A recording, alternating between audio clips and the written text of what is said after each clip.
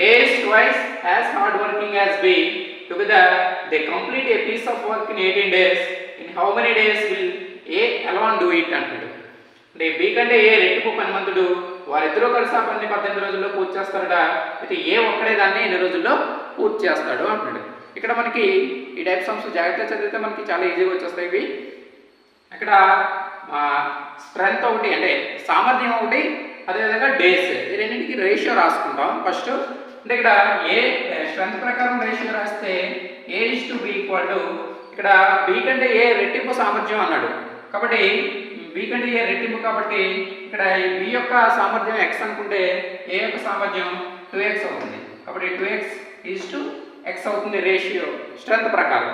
అదేవిధంగా డేస్, వీళ్ళు వర్క్ చేసే డేస్ రేషియో రాస్తే కనుక మనకి రివర్స్ అవుతుంది డేస్. ఎందుకంటే ఏ సామర్థ్యం ఎక్కువ కాబట్టి ఏ ఒక్క రోజులో చేస్తే B దాన్ని 2 రోజుల్లో చేస్తారు. కాబట్టి ఇక్కడ రేషియో ఏమవుతుందంటే x:2x అవుతుంది. డేస్ ప్రకారం సామర్థ్యం అయితే ఇది, రేషియో అయితే ఇది. అదేవిధంగా స్ట్రెంత్ ప్రకారం రేషియో అయితే ఇది. ఇప్పుడు వీళ్ళిద్దరూ కలిసి 18 రోజుల్లో పూర్తి చేస్తారు అంటున్నాడు. ఇద్దరూ కలిసి ఆ పని ఎన్ని రోజుల్లో పూర్తి చేస్తారంటే 18 రోజుల్లో. కాబట్టి మనం దాన్ని ఎలా రాస్తామంటే రేషియో 2x కాబట్టి 2x/2x plus x is equal to 18 days. Is equal to 18 days చేస్తే మనకి x వాల్యూ అనేది వచ్చేస్తుంది అనమాట. ఇప్పుడు 2x × x 2x² by 2x + x 3x is equal to 18. ఇక్కడ ఒక x క్యాన్సిల్ అయిపోతుంది.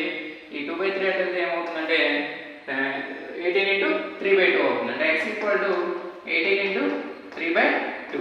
2 9 18 9 3 27 days. అంటే x అంటే ఏంటి? B యొక్క సామర్థ్యం. అయితే ఏమంటాడు ఇక్కడ ఏ ఒక్కడే దాన్ని ఎన్ని రోజుల్లో పూర్తి చేస్తాడు అంటాడు.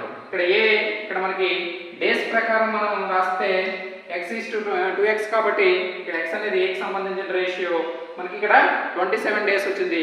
కాబట్టి ఏ ఒక్కడే ఆ పని 27 daysలో కంప్లీట్ చేస్తాడు. Thank you. వీడియో నచ్చినట్లయితే లైక్ చేయండి, షేర్ చేయండి, సబ్స్క్రైబ్ చేయండి.